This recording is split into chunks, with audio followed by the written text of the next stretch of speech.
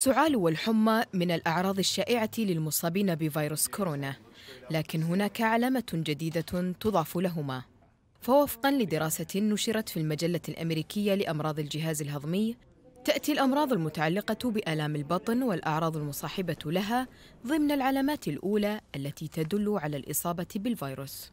علماء صينيون اعتمدوا على تحليل 204 مصابين بالفيروس من مقاطعة هوبي الصينية، وعلى الرغم من صغر حجم العينة فإن قرابة نصف هذه الحالات وصلت إلى المستشفى بأعراض في الجهاز الهضمي مثل الإسهال والقيء وآلام البطن. الاستدلال على فيروس كورونا عبر مشاكل الجهاز الهضمي قد لا تكون أولى العلامات فقط، بل تشكل عارضاً رئيسياً. فالباحثون أشاروا إلى أن أولئك الذين عايشوا آلاماً في الجهاز الهضمي قد يتعرضون لمخاطر أعلى من غيرهم تصل إلى الوفاة.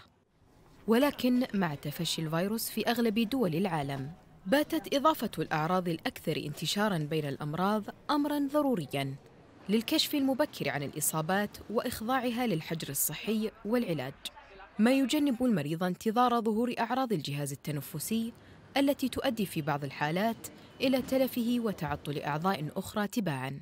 بينما ليس بالضرورة أن يكون تعرض شخص لتلك الأعراض يعني بالمقابل إصابته بكورونا، فهذا الفيروس تتقاطع أعراضه مع أمراض أخرى كالإنفلونزا أو نزلات البرد، وفي حالات أخرى قد لا تظهر بالأساس أي أعراض تدل على الإصابة المبكرة بالفيروس.